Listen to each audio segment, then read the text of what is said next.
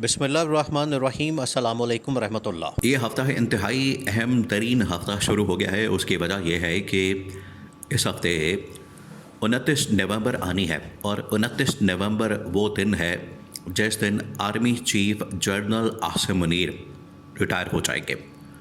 अब उससे पहले पहले या 29 नवंबर की दोपहर तक, शाम तक या जो भी दफ्तरी टाइम होता है, उससे पहले पहले चीफ ऑफ डिफेंस फोर्सेस का ओहदा जो क्रिएट किया गया है उसके ऊपर तैनाती का नोटिफिकेशन होना लाजमी है। ये होगा तो उसके बाद ही जनरल आसिम अगले 5 साल के लिए चीफ ऑफ डिफेंस फोर्सेस रह सकते हैं और उसके बाद ही उनके पास ये ओहदा होगा और वो विराजमान रहेंगे। अदरवाइज़ उनकी रिटायरमेंट हो जाएगी।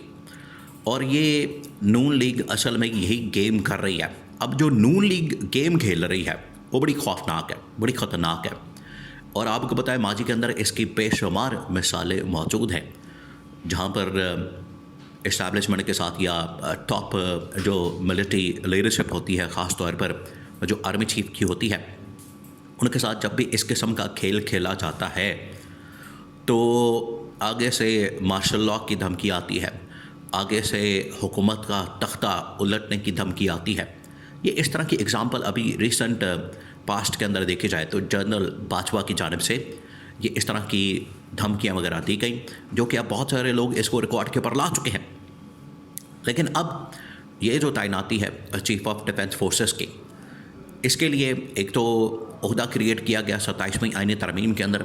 सेकंड, उसकी तैनाती अगर होनी है तो उसके ऊपर नोटिफिकेशन नया जारी होगा, तब तैनाती होगी। नोटिफिकेशन जारी नहीं हो रहा, और अगर ये जारी नहीं होता तो वो जो 5 जर्नलों की लिस्ट है जिसके अंदर बड़े काबिल किस्म के, ज़बरदस्त किस्म के, बड़ा शानदार करियर रखने वाले 5 जो टॉप के जनरल्स हैं, वो आ जाएंगे उस लिस्ट के अंदर।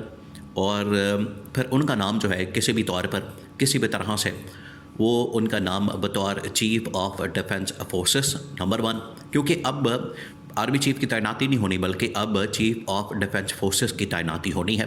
अब 27वीं तरमीम हो चुकी है, तो 27वीं आईनी तरमीम के नतीजे में अब जो तैनाती होगी वो चीफ ऑफ डिफेंस फोर्सेस यानी कि CDF की होगी। और नंबर 2, उसके ऊपर एक 4 स्टार जनरल होगा डिप्टी आर्मी चीफ का। नंबर 3, उसके ऊपर स्ट्रेटेजिक प्लानिंग कमांड जो है उसके सरबराह की तैनाती होगी, वो भी 4 स्टार जनरल होगा।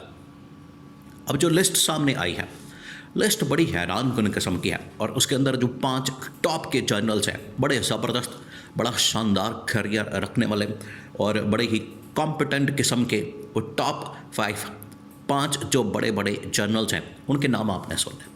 और इसके तनाजुर में, इसके कॉन्टेक्स्ट के अंदर आपने फिर पूरी सूरत हाल को समझना।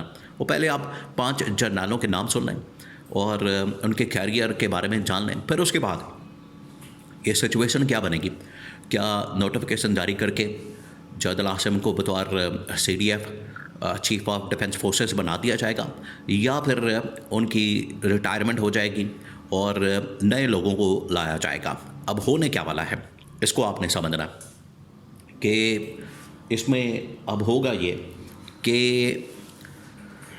एक तो जो टॉप के ऊपर जनरल का नाम है वो है general Numan Zakaria, lieutenant general Numan Zakaria.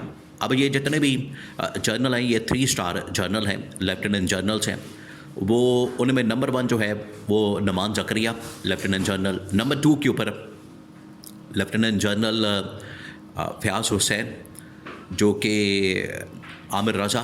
Number 2 के ऊपर आमिर रज़ा, सैयद आमिर रज़ा लेफ्टिनेंट जनरल। नंबर 3 के ऊपर फ़याज़ हुसैन। नंबर 4 के ऊपर सैयद इमाद हुसैन शाह। और नंबर 5 के ऊपर जो मौजूदा इस वक्त DGISI हैं, NSA भी हैं, नेशनल सिक्योरिटी एडवाइज़र भी हैं, general Asim Malik, lieutenant general Asim Malik. ये तमाम के तमाम वो जर्नल हैं, वो जनरल्स हैं जो कि 3 स्टार हैं और वो वेटिंग लिस्ट के अंदर मौजूद हैं।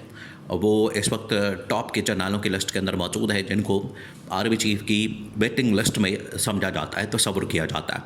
लेकिन क्योंकि 27वीं आईनी तरमीम हो गई, 27वीं आईनी तरमीम के नतीजे में अब जिसको भी इस पोजीशन से ऊपर आना है, लेफ्टिनेंट जनरल की पोजीशन से ऊपर निकलना, या तो वो CDF बनेगा यानी कि चीफ ऑफ डिफेंस फोर्सेस, या फिर वो डिप्टी आर्मी चीफ, या फिर वो स्ट्रेटेजिक प्लान कमांड का डिवीज़न का वो सरबराह बनेगा।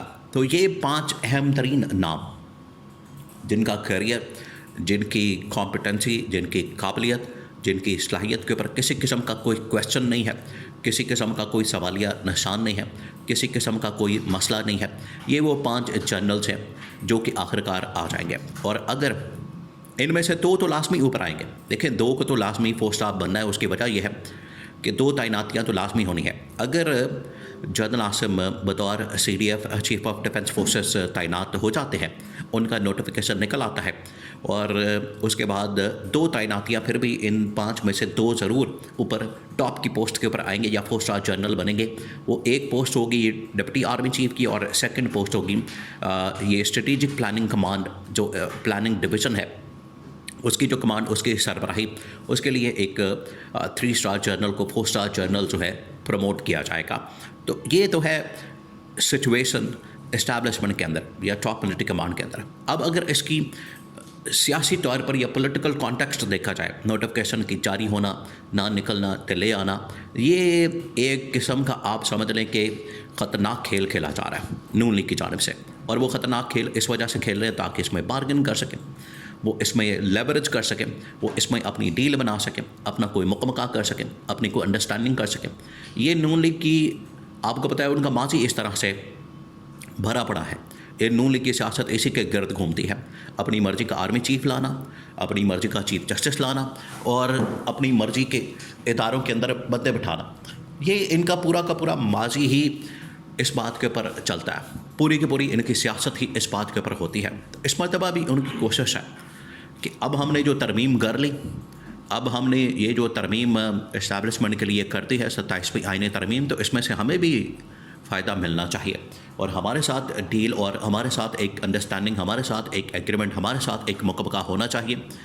और वो मुकमका इस बुनियाद के ऊपर होगा कि जिसको हम लगाएंगे ये 3 अहम तरीन पोस्टों के ऊपर हमें उसके नतीजे में मैनेज किया जाएगा और हमें उसका रिज़ल्ट दिया जाएगा। वैसे ये एक और भी बात है कि ये जो इस वक्त इलेक्शन इनको जितवा के दिया गया, ये भी इस बात का सबूत है कि इनको एक ऑफ़र दी गई है। ये भी एक इसके अंदर ये एक सोच या इसके अंदर एक एंगल और पहलू निकल सकता है कि इनको पहले बता दिया गया कि ये आप 5 सीटें रखें, आपको मज़ीद सीटें में मिलेंगी, आपको सिंपल मेजॉरिटी मिल जाएगी। तो ये इस तरह से बार्गेन हो रही है जिसमें से पीपल्स पार्टी बिल्कुल फारिग हो रही है। तो अब इसकी बड़ी सियासी जो पहलू है, सियासी जो इसके एस्पेक्ट हैं, बहुत ज़्यादा है, लेकिन नोटिफिकेशन का होना बड़ा लाजमी है इसी वीक में, वरना ये जो 5 जर्नल हैं इनमें से किसी एक को फिर ऊपर टॉप की पोस्ट पर लाया जा सकता है।